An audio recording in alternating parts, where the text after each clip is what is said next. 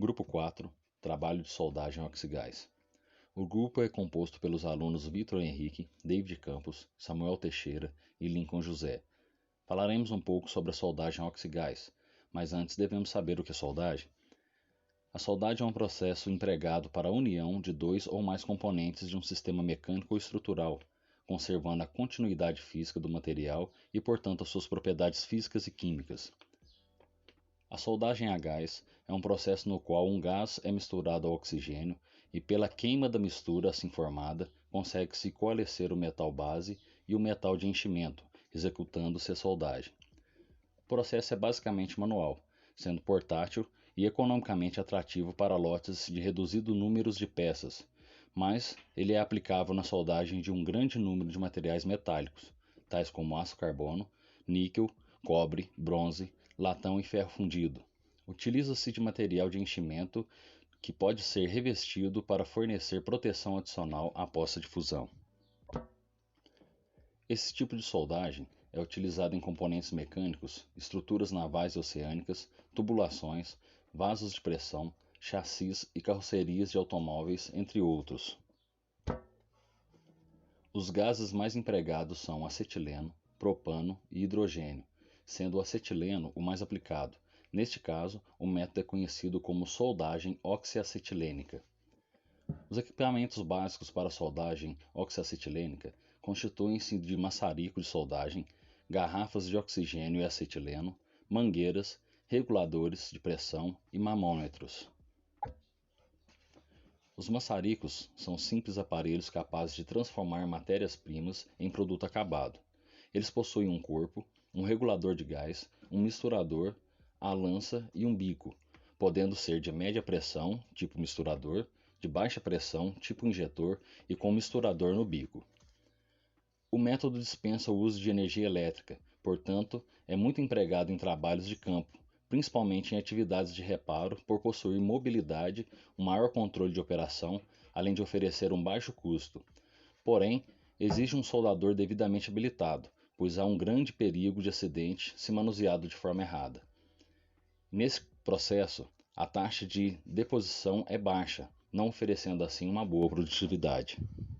Em um processo de soldagem, existem diferentes técnicas de soldagem, mas na soldagem oxigás, as mais utilizadas são a soldagem para frente e soldagem para trás, conhecidas também como soldagem à esquerda e soldagem à direita, exigindo então um soldador mais habilidoso. Na soldagem para frente, a vareta vai à frente da chama, enquanto que na soldagem para trás, a vareta segue a chama. Na soldagem para frente, a chama é direcionada para frente, de modo que leve um calor mais uniforme nas margens e melhor mistura do metal na poça de solda. A solda para frente fornece altura e largura mais uniforme do cordão de solda, uma velocidade de solda maior e custo mais baixo, quando usada para soldar peças com espessuras abaixo de 5 milímetros. Essas peças são as mais recomendadas para a solda para frente, já que ela vai ter melhor resultado em peças abaixo de 3 quartos de polegada. Não, abaixo de 1 quarto de polegada, isso. Para materiais mais espessos, acima de 5 milímetros, a solda para trás é mais usada.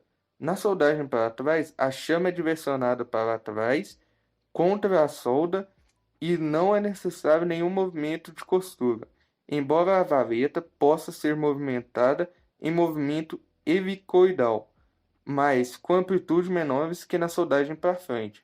A soldagem para trás é mais rápida para materiais mais espessos, porque o operador pode manter um cone interior da chama mais concentrado na superfície da poça de solda, dando deste modo mais calor para o material fundido do que na soldagem para frente.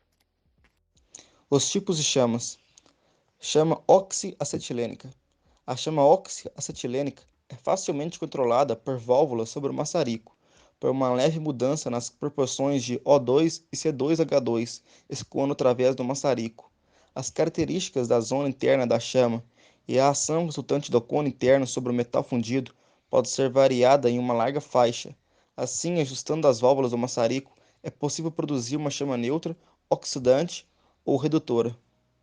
Chama redutora. Como uma chama redutora ou carburante contém carbono não queimado, sua temperatura é mais baixa que numa chama neutra ou oxidante. Se este excesso de carbono encontra a poça de solda fundida, a mesma parece estar fervendo. Na solidificação, o carbono terá atingido a superfície e o comprimento da solda ficando cheio de poros. E o cordão de solda atinge uma dureza mais alta e torna-se extremamente frágil devido ao carbono excessivo adicionado a ele. Tal chama é recomendada para soldar aços de alto carbono e ferro fundido. Também é usado na soldagem de chumbo, alumínio e liga de zinco. Chama oxidante. A chama oxidante apresenta um excesso de oxigênio. Ela consiste em um cone interior branco muito curto e uma cobertura exterior mais curta. Esta chama tem um som característico, tipo um ronco ruidoso. A redução do cone interior é um sinal do excesso de oxigênio. Ela é a chama mais quente produzida por uma fonte de gás combustível e oxigênio. Tal chama pode oxidar o metal na poça de solda, produzindo um cordão de solda com aparência suja. A chama oxidante é usada para soldar ligas à base de cobre, ligas à base de zinco e alguns metais ferrosos, como o aço manganês e alguns ferros fundidos. Nestes metais, durante a soldagem, a chama oxidante produz uma base de metal oxidado que protege a evaporação de elementos de liga. Por exemplo, na soldagem latão amarelo, o zinco pode evaporar. Contudo, a formação de uma camada de óxido de cobre na poça de solda previne a perda do zinco por evaporação. Chama neutra. A chama neutra tem aproximadamente uma mesma proporção volume de acetileno para um volume de oxigênio. Estruturalmente, ela consiste de duas partes chamadas de cone interior e cobertura exterior. Ela apresenta um cone interior claro, bem definido e luminoso, indicando que a combustão é completa. Esta chama faz um som característico, um assobio, e é o tipo de chama mais usado para soldar metais. Ela normalmente não afeta a composição química do metal soldado, e normalmente produz uma solda de boa aparência, tendo propriedades comparáveis ao metal base. É muito usada para soldar aços estruturais de baixo carbono e alumínio. Bom, a chama só assentimentica.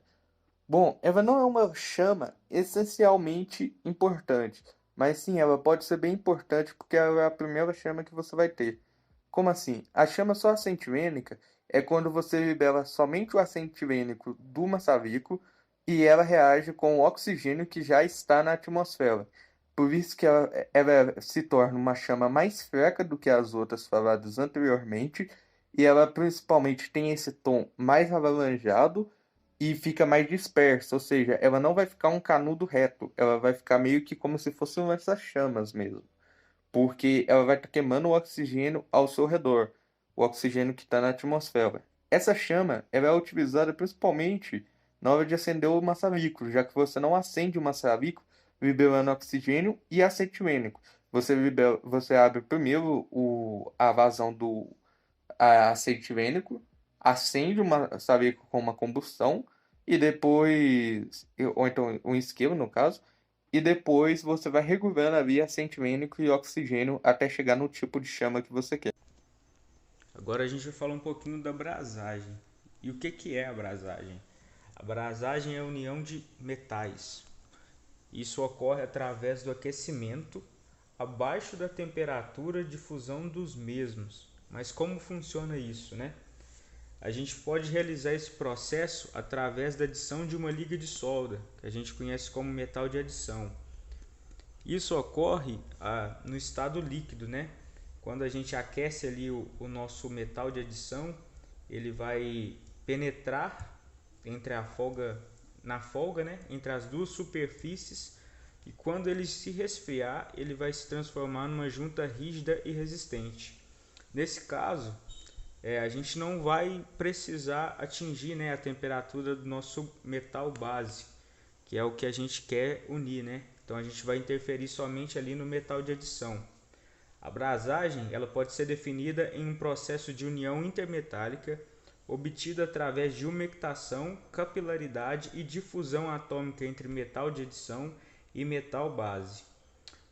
Para um processo ser considerado brasagem, o metal de adição ele deve ter a temperatura de fusão inferior ao material de base, né? Como eu falei ali anteriormente, a gente vai atingir a temperatura de fusão somente do metal de adição e não do metal de base. Isso não é interessante para a gente. O nosso processo de brasagem ele pode ser dividido em três. Esses processos são a soldagem branda, a brasagem propriamente dita e a solda brasagem. A soldagem branda também pode ser conhecida também como solda branca ou solda fraca. Esse processo é muito semelhante ao processo de brasagem. A diferença que ela apresenta é que ela tem uma menor resistência e a temperatura de trabalho dos seus metais de adição costumam ser inferiores a 450 graus. Nela a gente pode obter juntas obtusas e lisas, isentas de poros, que é muito interessante para a nossa solda, e com ela a gente pode unir metais como cobre, ferro, ferro fundido, zinco e até o aço inoxidável, né? Esse aí, o processo de solda branda, né? Ou solda fraca, é muito usual aí na elétrica ou até na eletroeletrônica, nas nossas plaquinhas, né? A brasagem em si pode ser conhecida também como solda forte, e nela a gente vai utilizar metais de adição com intervalo de fusão compreendidos entre temperaturas abaixo do ponto de fusão do material base e acima de 450 graus. Então, o nosso material de adição ele vai estar sempre acima de 450 graus e sempre abaixo da temperatura de fusão do nosso metal base, né? Através dele a gente pode obter lisas juntas e isentas de poros, né? Aliás, juntas lisas e isentas de poros, né? E a grande vantagem é a possibilidade de unir metais dissimilares, como por exemplo cobre, bronze, latão, ferro fundido e qualquer outro composto de metal duro. Geralmente ela é utilizada em caso que a força que vai agir ali na junção entre os dois metais são elevadas, né? E a temperatura de trabalho compreende entre menos 50 e 200 graus. Ela é muito usada na indústria automobilística e também nos nossos aviões, né? E o último processo da brasagem é a solda brasagem, que também é semelhante ao processo de brasagem, né? Porém, a diferença dela é que a folga entre os dois metais que a gente vai estar unindo ali costuma ser maior que 50 milímetros, ou então ele pode possuir um chanfro, né? Ela possibilita a união de metais dissimilares, assim como a brasagem, como o aço carbono, cobre, bronze, latão, ferro fundido e ligas de níquel, né? E é muito utilizada na soldagem de tubos, barras e componentes fundidos ou forjados. Bom, o processo em geral da brasagem ele pode apresentar algumas vantagens em relação à soldagem, né? Porque às vezes a gente se pergunta, por que eu vou utilizar a brasagem? E essas vantagens são menor tempo de operação, menor consumo de energia, menor modificação da estrutura do metal, menor tensão de resfriamento e menor deformação.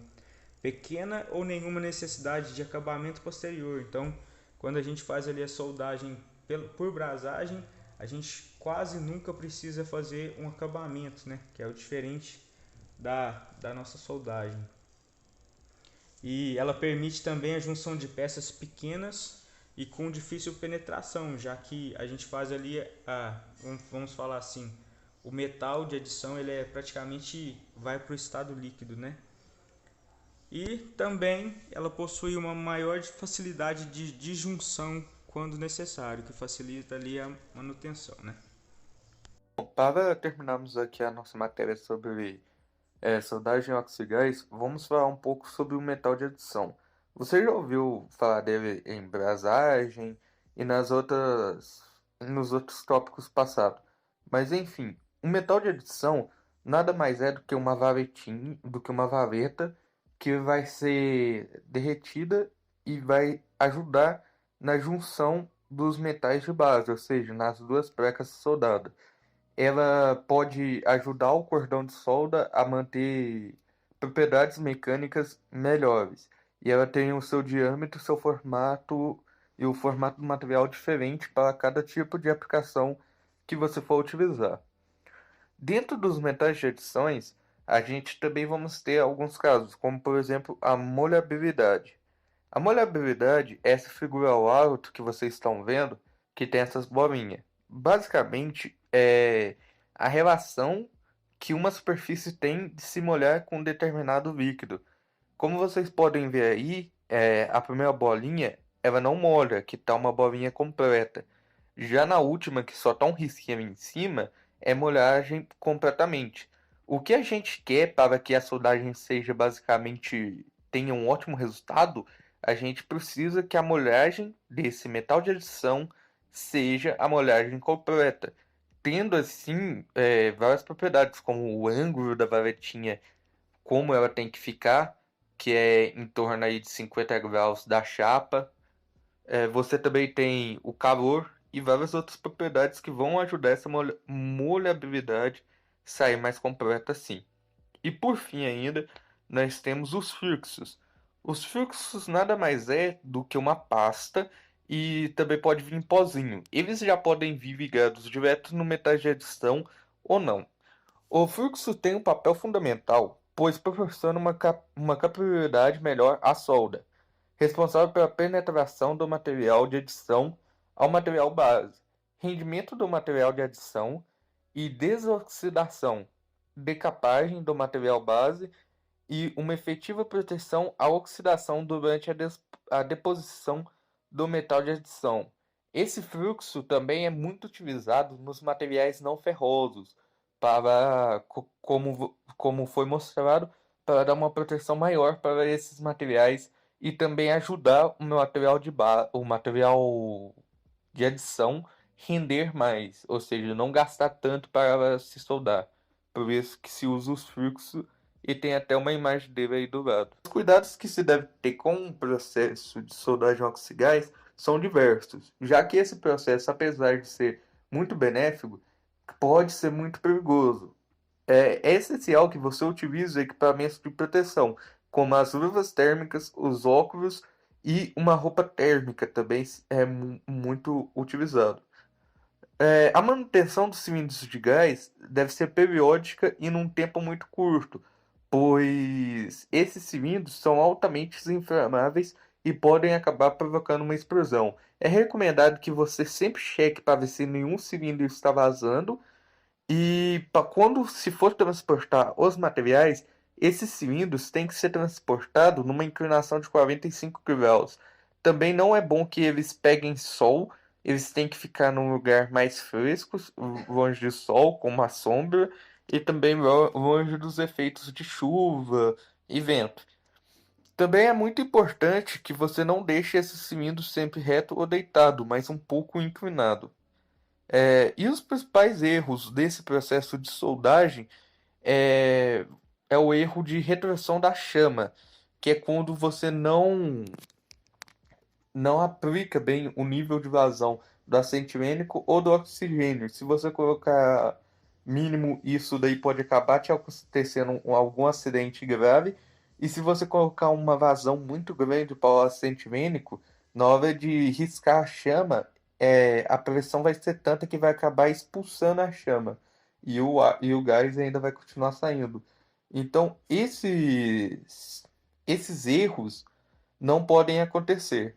Outro erro também que é muito comum de acontecer são queimaduras, que é na hora de acender ali uma maçarico. A pessoa pode acabar queimando a mão. Por isso é essencial a luva térmica para que não aconteça esse tipo de acidente. Bom, é isso. Muito obrigado por assistir até aqui. Essas são as referências. Lembrando que a gente vai estar enviando o slide para o grupo da sala conferir.